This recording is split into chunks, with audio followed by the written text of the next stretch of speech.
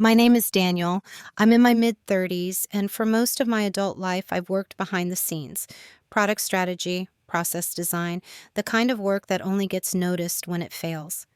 People usually describe me as calm, reliable, low ego, the kind of person who doesn't need the spotlight. What they often mean is that I'm easy to overlook. I've learned that when you speak carefully, listen more than you talk, and deliver results without attaching your identity to them, people fill in the blanks for you. They decide who you are. In my case, they decided I was safe, useful, quiet, not someone who would push back. This is the story of my boss took credit for my $120,000 project, then fired me. It's also the story behind a sentence that followed me for a long time afterward. He thought silence meant weakness. He was wrong. I want to be clear about what this story is not. It's not a revenge fantasy. There's no shouting match, no viral meltdown, no moment where everyone claps. I didn't win the lottery. I didn't suddenly become someone else. What happened unfolded slowly, almost invisibly, through choices most people would have mistaken for restraint. At the center of this story is a project, one that reshaped how a mid-sized company operated and generated just over $120,000 in measurable value within its first year. I built it quietly, the way I built everything, documenting risks, aligning teams, fixing problems before they had names. When it succeeded, I assumed the work would speak for itself. Instead, something else spoke louder. Over the course of months, I watched my contributions slowly rewritten. First in meetings, then in presentations, then in narratives told above my pay grade. By the time the project was being celebrated publicly, my name had vanished from it. Not erased violently, just gently edited out. And then I was fired. What follows is not a tale about how to destroy someone who wronged you. It's about what happens when you stop correcting people who underestimate you and start observing what they reveal instead. It's about patience without passivity, silence without surrender, about understanding leverage before you ever need to use it. This story moves through discomfort, self-doubt, and a long stretch where nothing appears to happen at all. But beneath that stillness, decisions were being made, records kept, doors quietly opened and closed. By the time anyone realized the ground had shifted, it was already too late to put it back. I'm telling this now not to make myself look clever, and not to paint anyone else as a cartoon villain. Everyone in this story behaved like very normal people do, protecting status, avoiding blame, choosing convenience over fairness, including me. So before we go any further, let me ask you something. Have you ever stayed silent, not because you were afraid to speak, but because you were still deciding whether the truth needed your voice at all? To them, I was dependable in the way furniture is dependable. I showed up early, left on time, and rarely drew attention to myself. I spoke when I had something concrete to add, not to fill the silence. In meetings, I was the one people turned to when something broke, not to explain why it broke, but to quietly fix it. That became my reputation, the fixer, the stabilizer, the person you loop in after decisions are already made. No one ever said it directly, but I understood my place. I wasn't the visionary. I wasn't leadership material. I was the one who translated other people's ideas into systems that actually worked. And because I did that well, consistently, calmly, it stopped being remarkable. It became expected. At performance reviews, the language was always the same. Rock solid, low maintenance, always delivers. They meant it as praise. But praise that never evolves is just a ceiling disguised as a compliment. In group settings, I was often talked over, not aggressively, just efficiently. Someone more senior would restate an idea I had just explained, slightly louder, slightly more confident, and the room would nod. I learned early that correcting this in real time made me look insecure. So I didn't. I told myself it didn't matter, the work mattered. And for a long time, that felt true. My boss, Mark was charismatic in a way that executives love. He spoke in clean narratives, had an instinct for credit, and understood exactly how much confidence to project without inviting scrutiny. He didn't micromanage me, which I initially appreciated. He trusted me to handle things. Over time, I realized that trust came with invisibility. As long as results appeared, he didn't ask how. I was often excluded from early stage conversations about projects I would later be responsible for executing. Decisions would arrive already framed, and my job was to make them viable. I learned to read between the lines. My value was operational, not strategic. Useful, not influential. What's important here is this. I didn't experience this as cruelty. There were no insults, no raised voices, no explicit disrespect. That's why it took me so long to recognize it for what it was. Everything happened politely, casually, with plausible deniability. If someone had asked me then whether I felt undervalued, I would have said no. I had a good salary, reasonable hours, a manager who let me do my thing. Compared to the chaos I saw in other departments, my situation looks stable, but stability can be deceptive. In hindsight, I see that I was being assessed constantly, not for growth, but for compliance. How much could I carry without complaint? How reliably would I absorb pressure so others didn't have to? Each time I stayed quiet, each time I smoothed over a problem without escalating it, I was reinforcing an image. Daniel can handle it. Daniel doesn't need acknowledgement. Daniel won't make this political. That image followed me everywhere. When new hires joined, they were told to come to me if they needed help understanding processes. Not because I had authority, but because I was safe. I wouldn't judge. I wouldn't escalate. I wouldn't take credit. I became a buffer between chaos and leadership, and buffers are rarely noticed unless they fail. There's a specific kind of invisibility that comes from being competent without being loud. You're not ignored, you're assumed. Your effort becomes part of the background noise of success. And once that happens, people stop asking who's carrying the weight. They just keep adding more. I didn't resent this. Not at first. I told myself that real influence didn't need an audience, that eventually results would speak louder than positioning, that someone would notice the pattern. What I didn't realize was that patterns are only visible to those who benefit from seeing them. Everyone else just enjoys the outcome. So to them, I was steady, replaceable, but not urgent, valuable, but not central. The kind of employee you think you understand completely because he's never challenged your understanding. And the most dangerous thing about that perception? Once people think they have you figured out, they stop imagining what you might do differently. The first time it happened, it was so minor that I almost dismissed it myself. We were in a weekly leadership sync, nothing formal, just department heads and a few senior contributors. I had spent the previous 3 weeks redesigning a workflow that was quietly bleeding money.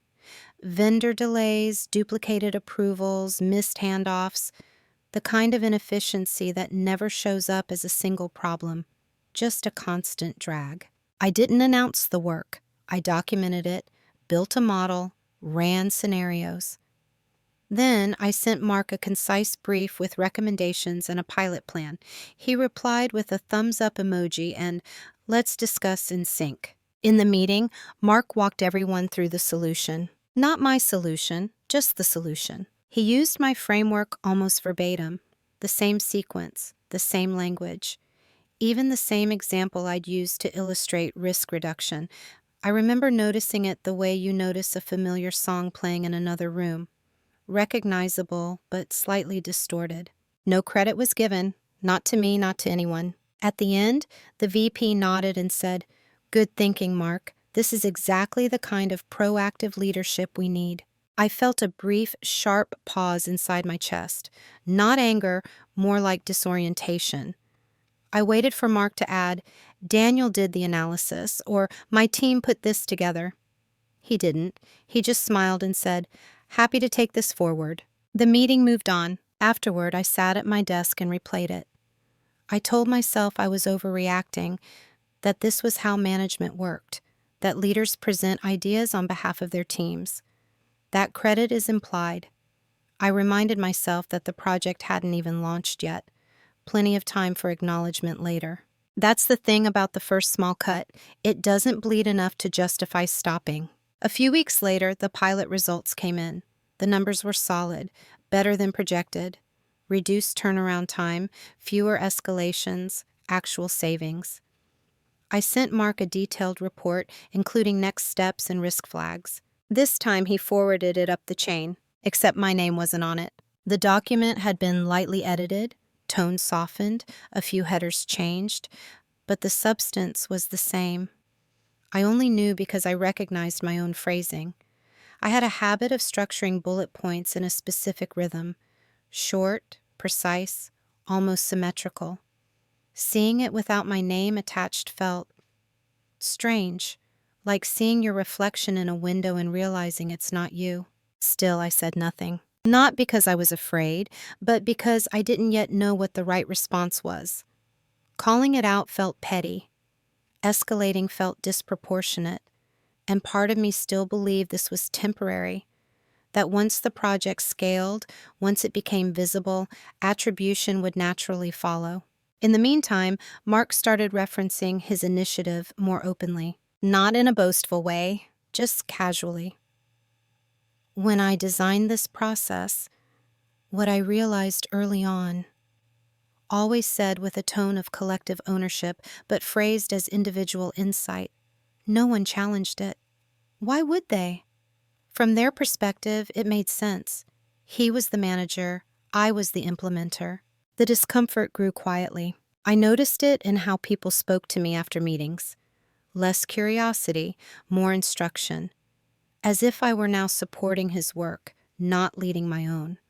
When questions arose about the system, they went to Mark first. He would then forward them to me, sometimes with added context that subtly reframed my role.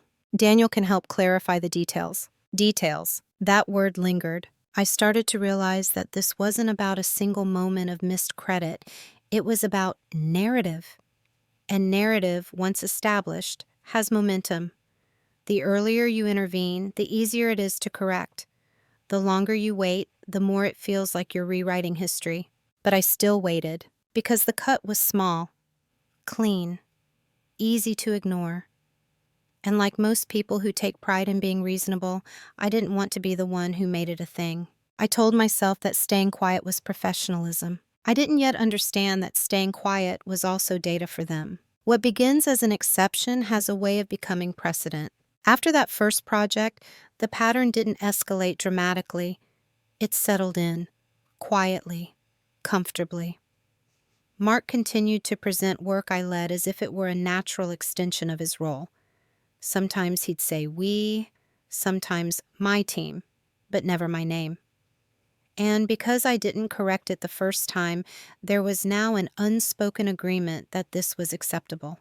I adjusted my expectations instead of my behavior. When recognition didn't come, I told myself it wasn't the point. When my scope expanded without a corresponding change in title or authority, I framed it as trust.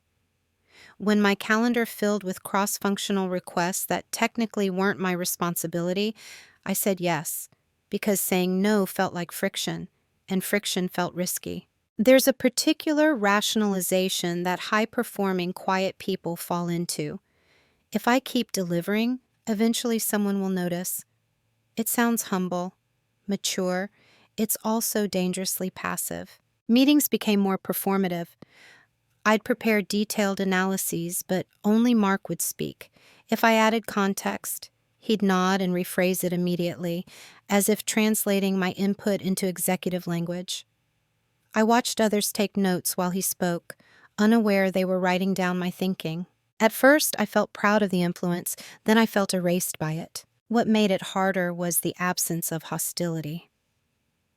Mark wasn't cruel. He didn't belittle me. In one-on-ones, he was cordial, even appreciative, always in private. "Couldn't do this without you," he'd say. "You're such a steady presence. I trust you more than anyone on the team." Those statements are disarming. They create a sense of loyalty without protection. They make you feel seen while keeping you out of view. Over time, I noticed how others mirrored his behavior. Stakeholders began bypassing me for strategic discussions, looping me in only when execution was needed. Junior colleagues assumed I was there to support, not lead. When someone thanked Mark for the success of a rollout I'd managed end to end, he'd smile, and the room would move on. And I would move on with it. The most subtle shift was internal. I stopped expecting fairness. I started budgeting for disappointment. That adjustment felt like maturity at the time. In reality, it was an accommodation. I told myself stories to stay comfortable. This is just how corporate life works. Recognition is political. I'm above that. I don't want his job anyway. Stability matters more than ego. Each story made it easier to stay quiet, but silence, repeated, teaches people how to treat you. Not because they're malicious, but because humans optimize for the path of least resistance. If taking credit carries no cost, it becomes a habit. If someone else absorbs the labor without complaint, the system adjusts accordingly. I began to see myself the way they saw me, as infrastructure. Necessary, but not visible. Reliable, but not promotable. The kind of person you lean on, not the kind you lift up. The irony is that I was more capable than ever. My understanding of the business had deepened. I knew where the inefficiencies were, which relationships mattered, which metrics were quietly manipulated to tell a better story. I had access, context, and trust across departments. But none of that translated into narrative power. One afternoon, a newer hire asked me a question that landed harder than he intended. He'd been tasked with documenting the origin of the new workflow. "So," he said casually, "did Mark come up with this, or was it more of a team thing?" I hesitated. There was a moment, small but loaded, where I could have corrected the record, explained my role, reclaimed the truth. Instead, I smiled and said, "It was collaborative." He nodded, satisfied, and walked away. That was the moment I realized something uncomfortable. I had started protecting the story that diminished me, not because I believed in it, but because challenging it felt harder than living with it.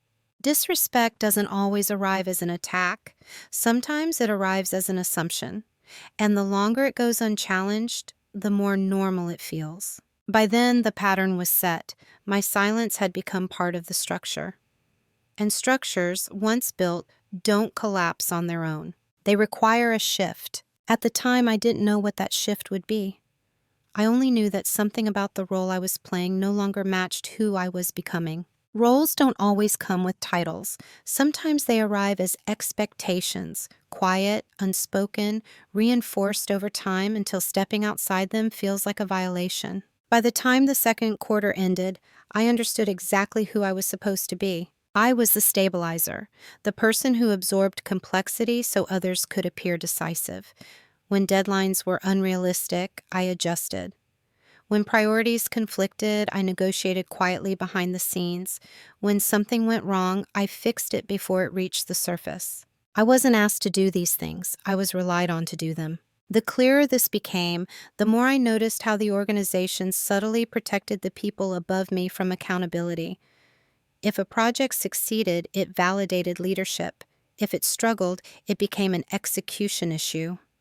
And execution lived with me. Mark's role was to think big and communicate confidence. My role was to make sure reality didn't contradict him. That division worked until it didn't. I remember a planning session where a senior director questioned a timeline Mark had proposed. The numbers didn't add up. I knew it. Mark knew it. But instead of addressing the concern directly, he looked at me and said, "Daniel can probably make that work, right?" Everyone turned toward me. That was the role, distilled into a single moment. I could have said no. I could have explained the constraints, but I also knew what would happen if I did. The room would grow tense. Mark would feel exposed. The director would lose confidence, not in the plan, but in the team's alignment. And I would be seen as the friction point. So I said, "I'll see what's possible." The meeting moved on. Afterward, Mark thanked me for having his back. It was meant sincerely. But what it really meant was that I had once again accepted responsibility without authority. I was the one who would have to reconcile the impossible ask. If it worked, great. If it didn't, the failure would quietly land on my desk. That pattern repeated itself in different forms. I was looped into late-stage fixes, last-minute pivots, and damage control, rarely into vision setting or credit sharing. What struck me most was how comfortable everyone seemed with this arrangement, including me. There's a false nobility in being the reliable one. It feels virtuous to carry weight without complaint, to be the adult in the room, to prioritize outcomes over ego. But over time, that posture becomes a trap, because once people assign you the role of the one who handles things, they stop imagining you as the one who leads them. I wasn't being groomed for advancement. I was being positioned as support. And the more I accepted that, the more invisible my ambition became, even to myself. I noticed how my ideas were received differently depending on who voiced them. If I sent a thoughtful proposal by email, it might get a polite acknowledgement. If Mark summarized the same idea verbally in a meeting, it sparked discussion. Not because it was better, but because it came from the right mouth. I started to understand that competence alone doesn't shift roles. Perception does. And perception, once set, resists change. The most telling sign came during a reorganization discussion. There was talk of creating a new leadership role, one that aligned almost perfectly with the work I'd been doing. Cross-functional oversight, process ownership, strategic optimization. My name never came up. Instead, Mark spoke as if the role would naturally fall under his scope. I didn't argue. I didn't interrupt. I just listened. That's when it clicked. I wasn't overlooked because people didn't know my value. I was overlooked because my value was already being used exactly where they wanted it. Quietly, reliably, without complication. The role I was assigned wasn't written down anywhere, but it was reinforced every time I smoothed over a problem instead of naming it. Every time I chose harmony over accuracy. Every time I let someone else tell the story of my work. And once I saw that clearly, I realized something else. Roles can be accepted, or they can be outgrown, but they are rarely renegotiated out loud. The shift didn't happen in a meeting. There was no argument, no dramatic realization. It happened on an ordinary afternoon in the quiet space between tasks, when nothing demanded my attention and I could no longer distract myself with usefulness. I was reviewing a budget forecast, one I had built months earlier and updated weekly. It tracked the impact of the workflow redesign across departments. The numbers were undeniable now.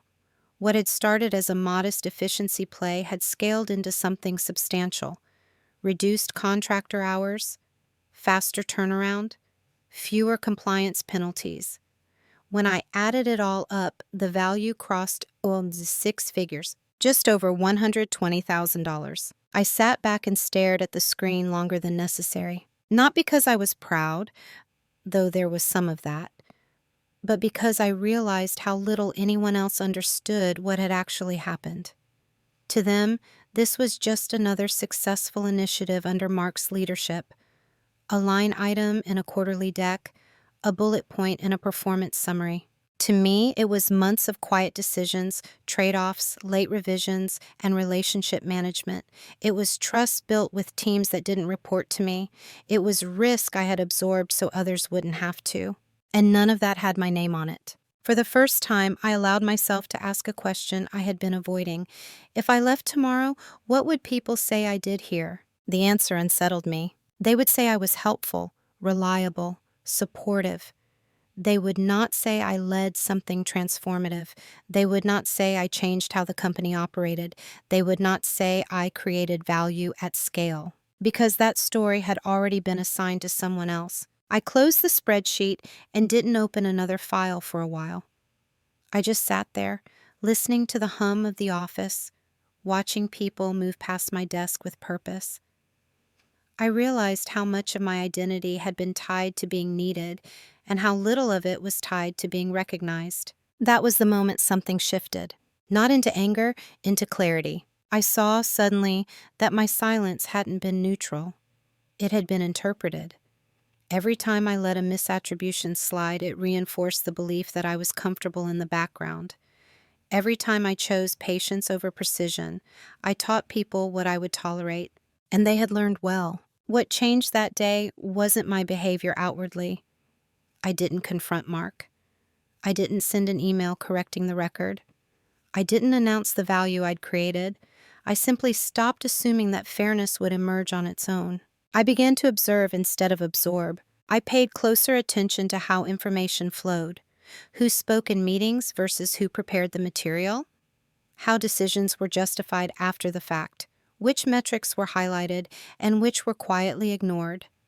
I noticed how Mark positioned himself as the origin of ideas, even when he was really the narrator of outcomes.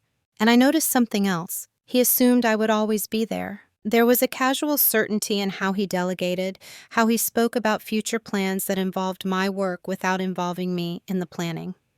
He didn't ask if I wanted to take on more responsibility. He assumed I would, because I always had. That assumption, I realized, was my leverage. Not because I wanted to punish it, but because it revealed dependency. From that day forward, my silence changed texture. It was no longer about avoiding conflict. It became about gathering signals. I stopped volunteering fixes before problems were fully visible. I documented decisions more carefully. I kept copies of drafts, timelines, and approvals. Not to build a case, at least not consciously, but to understand the system I was operating within. I also began asking different questions in one-on-ones, not accusatory ones, clarifying ones. How will this be communicated upward? Who will be presenting this? What does success look like from leadership's perspective? Mark answered easily, without suspicion. He had no reason to be guarded. From his point of view, nothing had changed. I was still calm, still cooperative, still quiet. What he didn't see was that I had stopped measuring my success by how smoothly things ran. I was now measuring it by how clearly reality was recorded.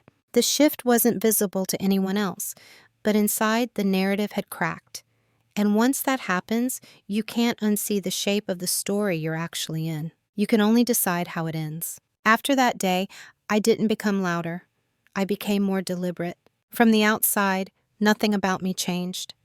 I still arrived early, still answered questions promptly, still delivered what was asked of me. That consistency was important. It preserved the assumptions people had already made, that I was steady, agreeable, and unlikely to disrupt the flow. But internally, silence stopped being a default and became a decision. I began choosing when not to speak, rather than simply staying quiet out of habit. That distinction matters. Passive silence is easy to overlook. Intentional silence creates space, and space reveals things. In meetings, I noticed how often Mark filled gaps with confident summaries. If a question arose that touched on my work, he would answer quickly, sometimes accurately, sometimes loosely, before I would jump in to refine or correct. Now, I let the room sit with his version. Not to set him up, but to see how far the narrative drifted when unexamined. What I observed was telling. The more I refrained from supplementing his explanations, the more he embellished, not maliciously, almost unconsciously. He believed the story he was telling because it had never been challenged, and because I didn't challenge it, others assumed it was complete. Silence in that context was interpreted as agreement. I also stopped preemptively solving problems. When someone brought me an issue that wasn't yet urgent, I asked clarifying questions instead of immediately offering solutions. What's the timeline? Who's accountable? What happens if we don't intervene yet? This wasn't an obstruction, it was a restraint, and restraint changed the dynamics. Small delays began surfacing in places I used to quietly patch over. Nothing catastrophic, just enough friction to make processes visible. People started asking more questions upstream. Mark found himself needing to explain details he had previously delegated to me without thinking. Still, no one suspected anything. Because silence, when you've trained people to expect it, reads as compliance. They don't see it as strategic, they see it as more of the same. I also became meticulous about documentation, not just formal reports, but decision logs, email follow ups summarizing conversations, version histories with timestamps. I framed these as efficiency tools, which they were, but they also created a parallel record of how work actually moved through the organization. Mark appreciated this. He liked having clean artifacts to forward. He didn't object when my name appeared in the body of a document as long as the narrative framing remained his, and I didn't insist otherwise. Yet, what surprised me was how much people revealed when they believed you weren't a threat. Colleagues spoke freely around me. They vented about pressure, about leadership expectations, about how certain stories were massaged for executive consumption. I listened. I didn't comment. Trust flows easily toward those who don't compete for airtime. Meanwhile, Mark grew more confident. The success of the project elevated his standing. He began positioning himself for a larger role, speaking openly about future initiatives that built on his work. He included me in execution planning, but not in strategic conversations about what came next. And I let that happen. Because every time he assumed my silence meant comfort, he gave me more clarity about how replaceable he thought I was, and how indispensable I actually had become. There's a misconception that power comes from being seen. Sometimes it comes from being underestimated. When people stop monitoring you closely, they stop managing their exposure around you. They assume alignment. They assume loyalty. Silence encourages that assumption, but silence also sharpens your perception. Without the urge to correct or impress, I could see the organization as a system where pressure accumulated, where accountability leaked, where narratives diverged from reality. I saw how much depended on invisible labor and how fragile the visible confidence really was. At no point did I feel triumphant. This wasn't a game. It was more like stepping back from a painting and finally seeing the full composition, understanding where the light was coming from and where the shadows were hiding. Silence, chosen carefully, doesn't erase you. It reveals everyone else. What they never noticed was not what I was doing, but what I had stopped doing. They didn't notice that I no longer corrected timelines in real time, that I asked for written confirmations instead of verbal agreements, that I began looping legal and finance into conversations earlier, framing it as risk awareness. They saw these as signs of maturity, not preparation. In reality, I was mapping dependencies. I started with something simple, tracing how decisions became directives. Who approved what? Who presented it? Who benefited when things went well? And who absorbed the cost when they didn't? I wasn't looking for wrongdoing. I was looking for patterns. And patterns emerged quickly. I saw how Mark relied on me as a buffer between ambition and feasibility. He would commit upward, then trust me to make it real. When I flagged constraints, he'd say, "I know you'll figure it out." It sounded like confidence. It was actually an abdication. I also noticed how much institutional memory lived with me. I remembered why certain vendors were chosen, why were some shortcuts taken, why were specific metrics emphasized and others avoided. That context wasn't documented anywhere officially. It lived in emails, side conversations, and my own notes. So I began documenting it, not dramatically, not in a way that raised alarms, just consistently. I created internal wikis, process histories, decision rationales, each framed as a knowledge-sharing initiative which leadership encouraged.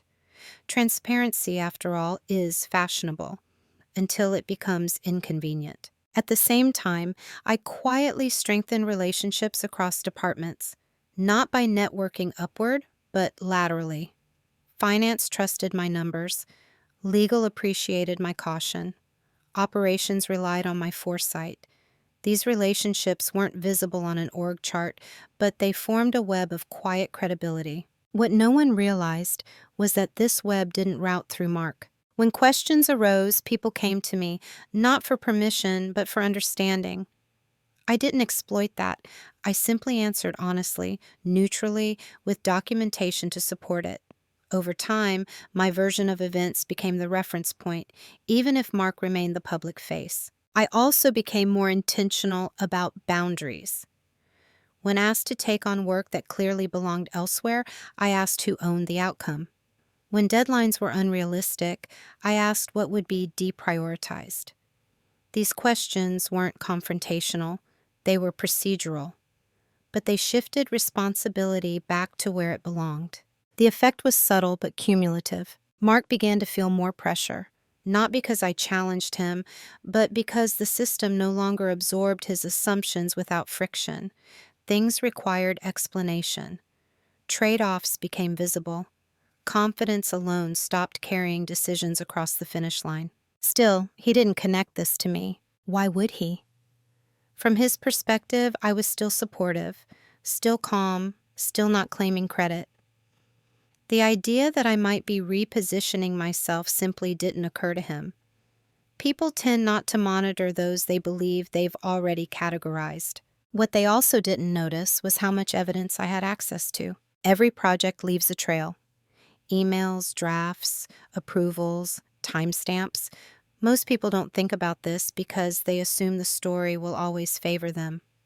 I knew better now. I kept my records organized, not as a weapon, but as a mirror. If ever questioned, I wanted the facts to speak, not my emotions. This wasn't about exposing anyone. It was about being prepared for the moment when reality and narrative could no longer coexist comfortably.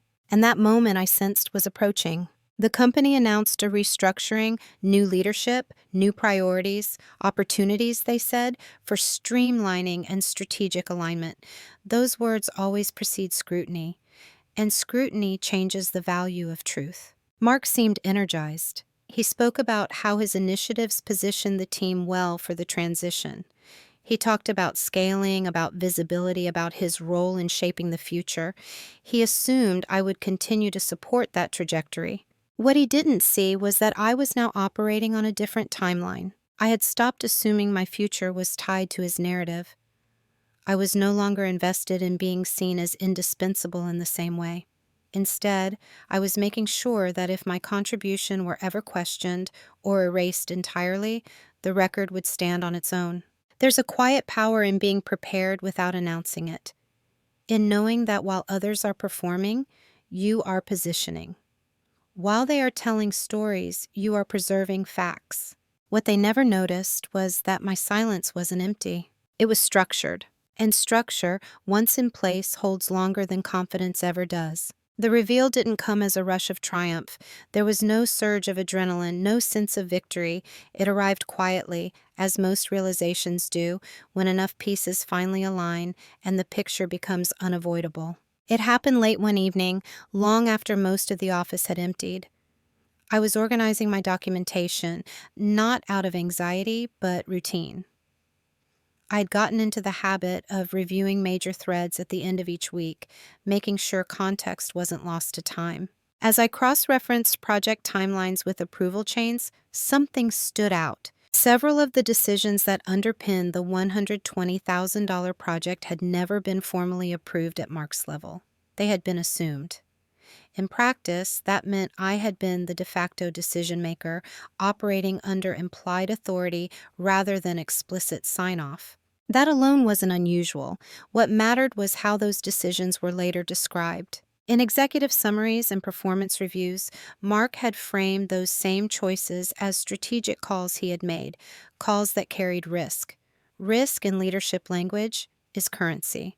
You're rewarded not just for outcomes, but for the perception of having owned the uncertainty. Except the risk hadn't been his. I traced the chain further. Emails where I flagged concerns. Responses where Mark deferred. Meeting notes where I was tasked with handling specific trade-offs. All of it documented, all of it time-stamped. The narrative and the record were diverging. I sat back and let that sink in. This wasn't about credit anymore. It was about accountability. If the project were ever questioned, if someone scrutinized how decisions were made, the official story would place responsibility on Mark.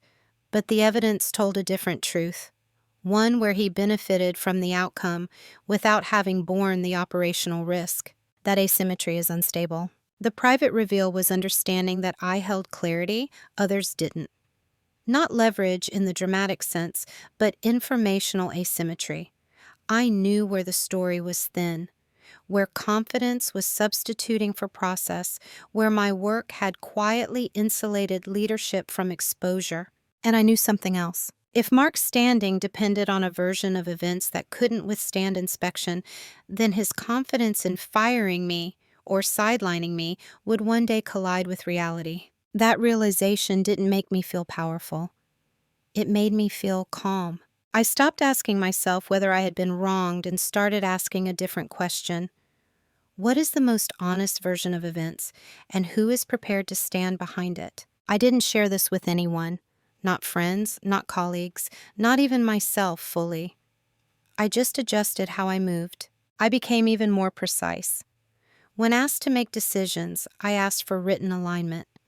When Mark summarized initiatives, I followed up with documentation that clarified roles and responsibilities, framed as support, not correction. He thanked me for being thorough. He still didn't see it. The more I documented, the clearer it became that my position in the company was paradoxical.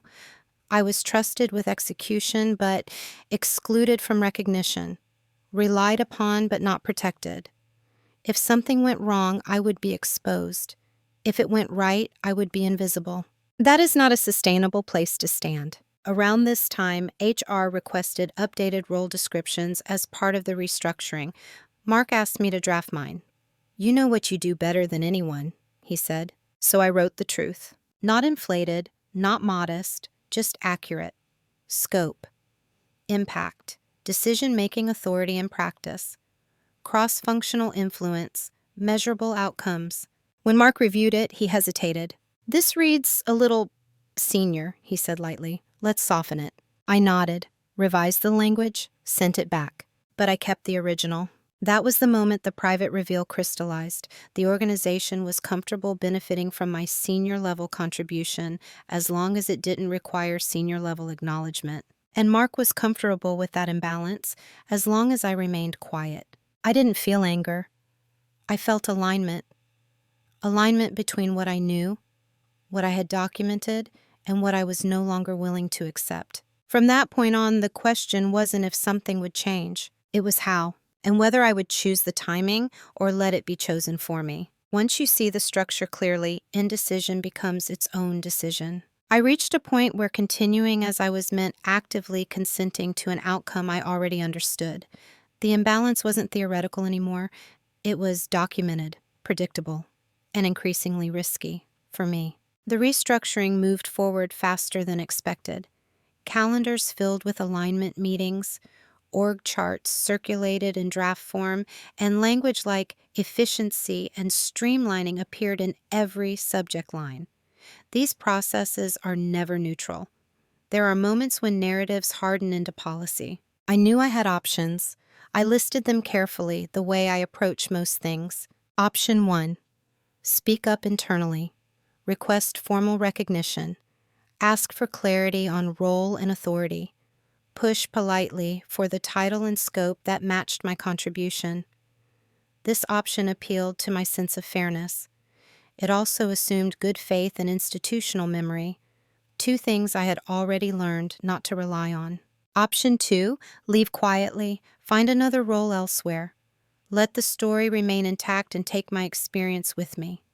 Clean, low friction, respectable. This option protected my energy, but it also meant walking away from the truth I had preserved. It meant allowing the misattribution to solidify unchallenged.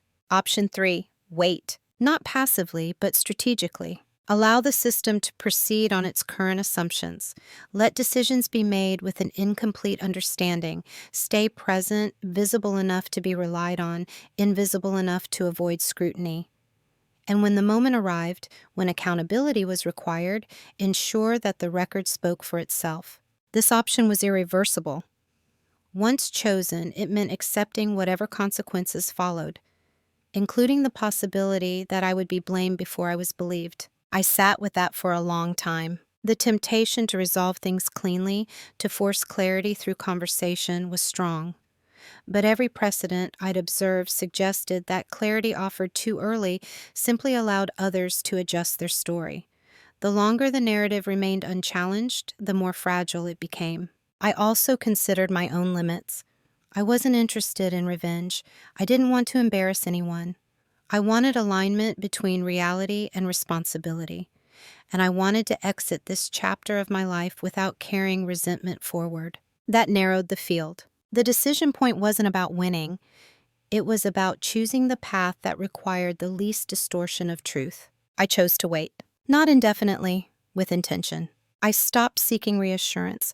I stopped trying to read Mark's moods or anticipate his needs. I focused instead on maintaining impeccable records and clear communication. If asked to confirm something, I confirmed it in writing.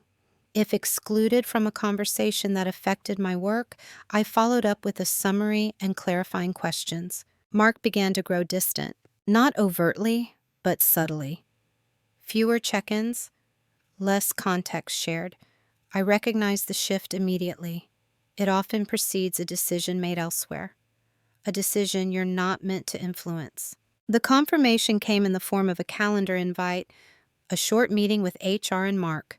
No agenda, 30 minutes. I didn't feel surprised. I felt ready. The night before, I reviewed my documentation, not to rehearse an argument, but to ground myself in facts. I reminded myself that whatever happened next didn't define my worth. It would simply reveal how the system resolved tension. The meeting was calm, polite, procedural. Mark spoke about organizational changes and role realignment. HR nodded. The language was careful, impersonal. My position, they explained, was being eliminated. Not due to performance, my contributions were valued, but due to shifting priorities. I listened. I asked clarifying questions. I took notes. When it was over, Mark said, "I hope you understand. This wasn't an easy decision." I believed him. That didn't make it right. As I left the room, I felt an unexpected sense of relief. The waiting was over. The choice had been made by them. Now it was my turn to decide what happened next. Because the moment you're no longer protecting a system that didn't protect you, the truth becomes remarkably easy to carry. The day after the meeting, I didn't tell anyone I'd been fired. Not immediately. I logged in, answered a few messages, and closed out tasks that were still assigned to me. I wasn't trying to be a martyr or prove anything. I just wanted to leave the system in the exact state it expected me to be in. Stable, predictable, quiet. HR had outlined the offboarding process, 2 weeks of transition support, documentation handover, a neutral reference, everything polite, everything designed to move forward without friction. I agreed to all of it. What I didn't do was correct the assumptions underneath it. Mark assumed I would transfer knowledge generously the way I always had. He assumed I would summarize context verbally, smooth over gaps, and make sure nothing broke once I was gone. He assumed continuity, and I didn't challenge that assumption. Instead, I followed the process precisely. I shared documentation that already existed. I pointed to wikis and decision logs. I answered questions with references rather than explanations. When asked for clarification, I asked whether the answer already existed in the record, and if not, whether someone wanted to formalize it. This wasn't an obstruction, it was alignment. I noticed how often people asked me things that weren't written anywhere else. Not because they were lazy, but because I had always been the repository, the interpreter, the bridge between intention and execution. Now, I simply become a mirror. What was the rationale behind this vendor choice? It's outlined in the approval thread from March 12th. Can you explain why this metric was prioritized? That decision was discussed in the Q2 planning notes. Each response was accurate, complete, and slightly unsettling. The silence began to shift. People realized how much lived in my head only when they had to reconstruct it themselves. Meetings ran longer. Follow-ups multiplied. Mark started asking more pointed questions, not accusatory, just strained. "Is there anything else we should know?" he asked once. I paused, genuinely considering it. "No," I said. "Everything relevant is documented." That was true.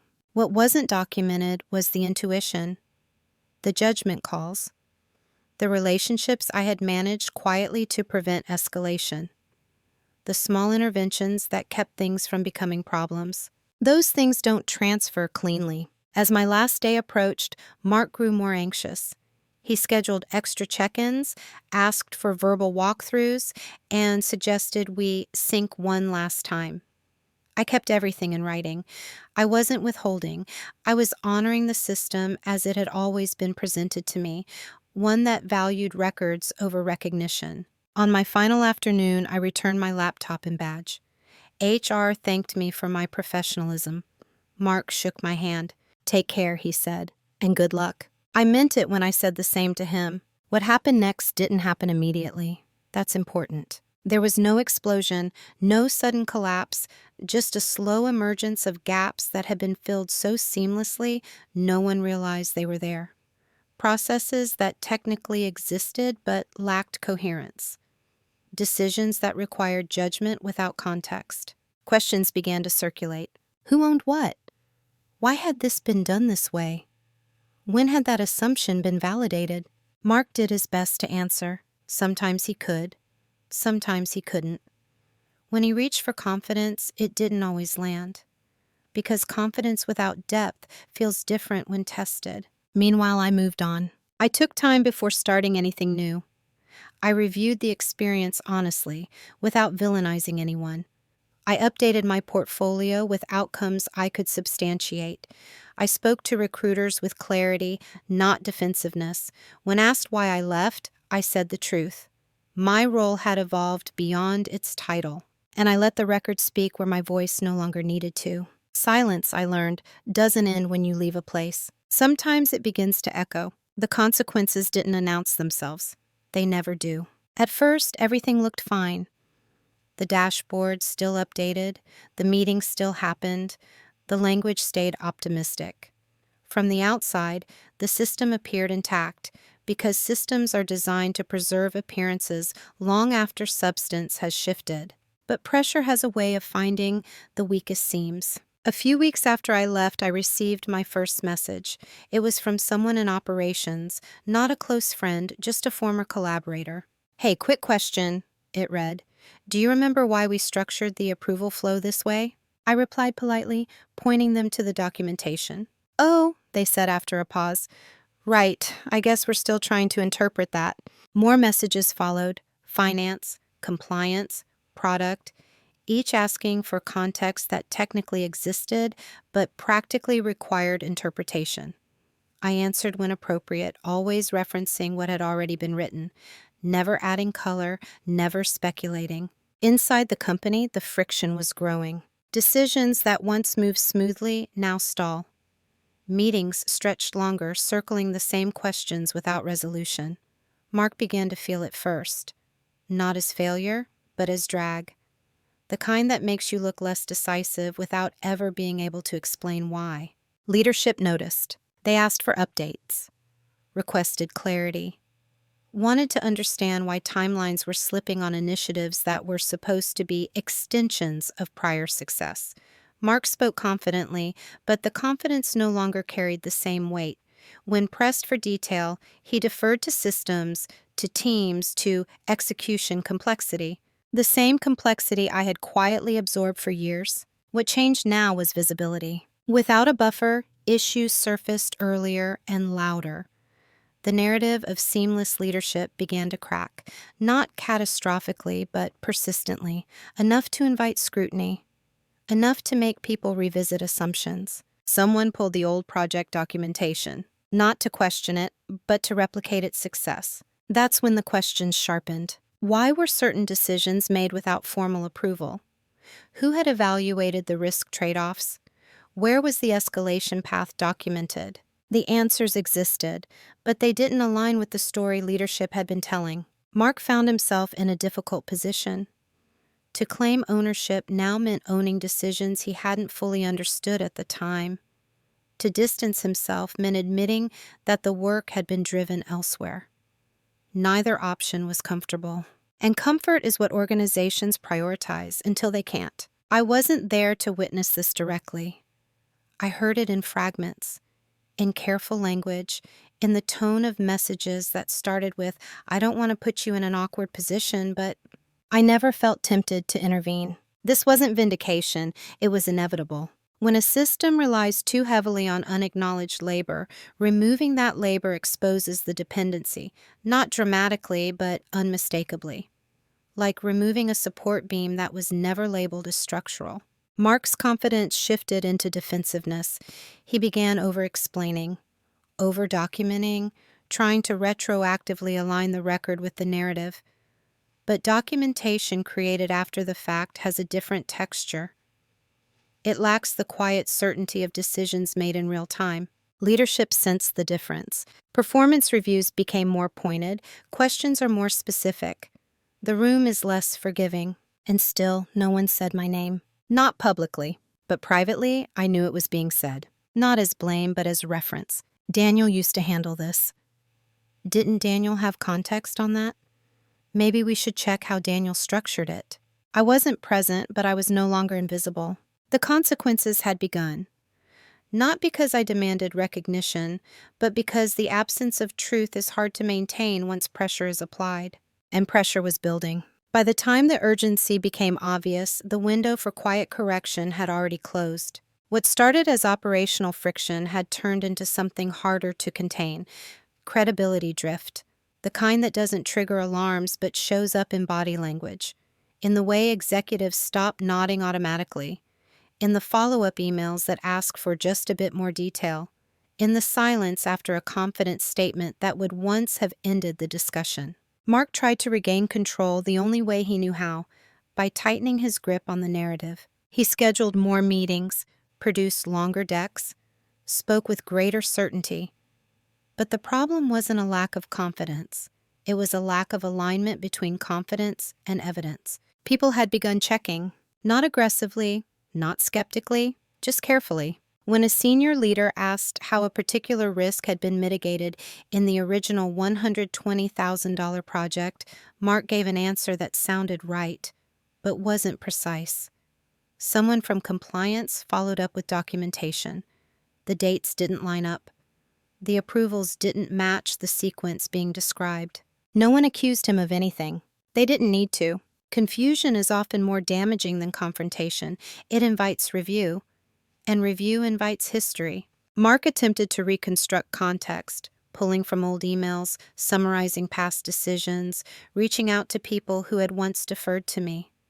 But context reconstructed under pressure never carries the same authority as context preserved intentionally. The more he tried to fix it, the clearer it became that he hadn't owned the depth of the work he'd been credited for. Meanwhile, leadership wanted reassurance. They asked whether similar projects could be replicated with the same efficiency, whether the decision framework could be standardized, whether the risk appetite had been formally approved or merely assumed. Each question narrowed the margin for narrative flexibility. Mark began reaching out to me more directly. The messages were careful, polite, almost nostalgic. "Hope you're doing well. Quick question, do you recall why we handled X that way?" Trying to provide some background, any insight would help. I responded sparingly, always factually, always referencing what already existed. "I believe that's covered in the March 12th thread. The rationale was documented in the planning notes. I don't have additional context beyond what's in the record." I wasn't withholding. I was respecting boundaries. At some point, he stopped asking. Not because he had everything he needed, but because he understood something had shifted. The leverage he once assumed was gone. The informal access, the unspoken safety net. It was too late to rebuild it. Inside the company, the tone changed. Leadership didn't need to assign blame to recognize misalignment. They adjusted the scope, reduced expectations, reframed success. Mark's initiatives were no longer positioned as templates, but as exceptions. His authority hadn't vanished, but it had narrowed.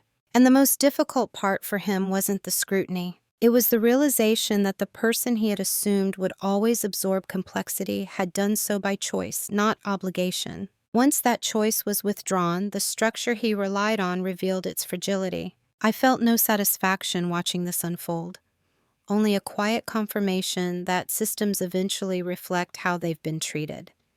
When contribution is consistently separated from credit, reality waits patiently for a moment when it no longer has to. That moment had arrived. By the time leadership fully understood the gap between narrative and execution, there was nothing to fix, only lessons to absorb.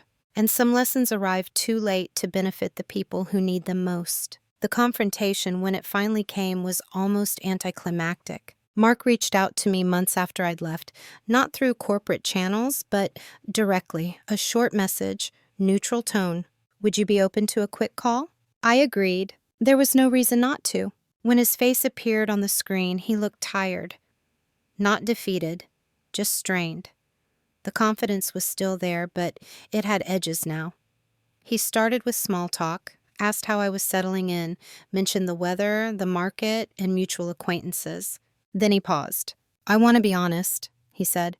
Things have been more complicated than expected since you left. I nodded. I didn't fill the silence. He continued, carefully. He talked about the restructuring, the pressure from leadership, and the difficulty of maintaining momentum. He didn't accuse. He didn't apologize. He framed it as shared history, shared effort. Finally, he said what he'd come to say. I think there's been some misunderstanding about how that project was positioned. There it was. Not an admission, not a denial, a reframing attempt. I listened. Let him finish. When it was my turn, I spoke slowly, evenly. There's no misunderstanding on my side, I said. I know exactly what I worked on, and I know how it was presented. He shifted in his chair. I never meant to take credit from you, he said quickly. That was never my intention. I believe that too. I don't think you set out to, I replied, but intention and outcome aren't the same thing. The conversation stayed calm. There was no raised voice, no accusation. I didn't list grievances or recite timelines. I didn't need to. The facts existed independently of my emotions. He asked, finally, is there anything I can do to help clarify things? It was a sincere question. I considered it. No, I said. What's clear is already clear. Anything added now would look like a revision. He exhaled, slowly, as if he'd been holding his breath. I wish we'd talked sooner, he said. So do I replied. And I meant it, not because I wanted a different outcome, but because earlier honesty might have changed the shape of things for both of us. The call ended without resolution, no agreement, no closure in the traditional sense, but something had been acknowledged. Not publicly, not formally, privately. And that was enough. I hung up feeling lighter, not vindicated, but unburdened. I hadn't needed to defend myself or correct the record. The truth had already done its work. Quietly. I'm not the person I was when this story began, but I'm also not someone entirely new.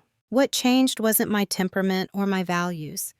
It was my understanding of how those values function in the real world. For a long time, I believed that integrity meant endurance, that staying calm, being reliable, and letting results speak would eventually lead to alignment.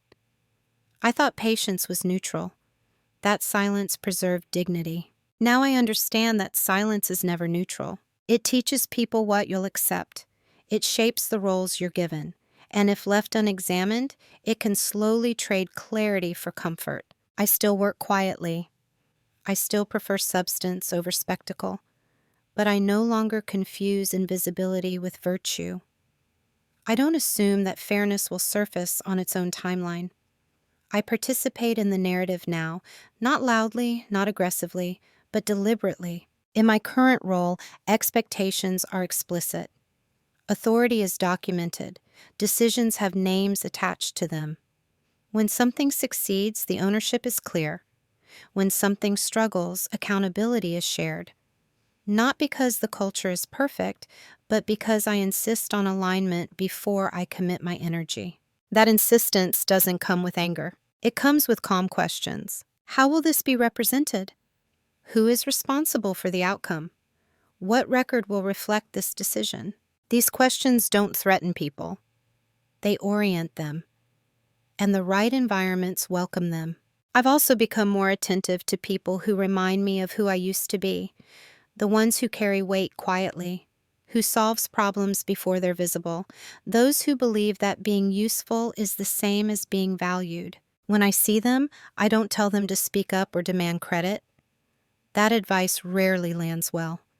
Instead, I ask them how their work is being framed and whether that framing matches reality. Sometimes, just asking that question is enough to create a shift. I don't harbor bitterness toward Mark. He operated within incentives that rewarded confidence over accuracy, visibility over contribution. He wasn't unique, he was normal, and that's what made the experience instructive. What I gained wasn't revenge or recognition. It was precision. Precision about where I invest myself. Precision about what I document. Precision about the difference between being trusted and being protected. I no longer confuse proximity to power with power itself. I don't assume that access equals influence. And I don't wait for moments of crisis to understand where leverage lives. Quiet dominance, I've learned, isn't about outmaneuvering others. It's about refusing to abandon truth, especially when doing so would be convenient. I'm still calm, still reflective, still understated, but I am no longer invisible. If there's a single lesson this story leaves behind, it's this. Silence is never empty. It is always interpreted, and over time it becomes evidence, either of alignment or of consent. For years, I believed that staying quiet was the ethical choice, not correcting people, not asserting ownership, and not disrupting momentum was a form of professionalism. I told myself I was being patient, principled, and mature. What I was really doing was outsourcing the story of my work to people whose incentives were not aligned with the truth. That doesn't make them evil, it makes them human. Organizations don't reward contribution automatically. They reward narratives that survive pressure. If you don't participate in shaping that narrative, someone else will, often without realizing they're overriding you. The danger isn't having your work taken from you. The danger is slowly accepting a role that requires you to disappear in order to function. What saved me wasn't confrontation. It wasn't aggression. It wasn't revenge. It was clarity about how systems actually work, about where leverage really lives, and about the quiet cost of being endlessly reasonable.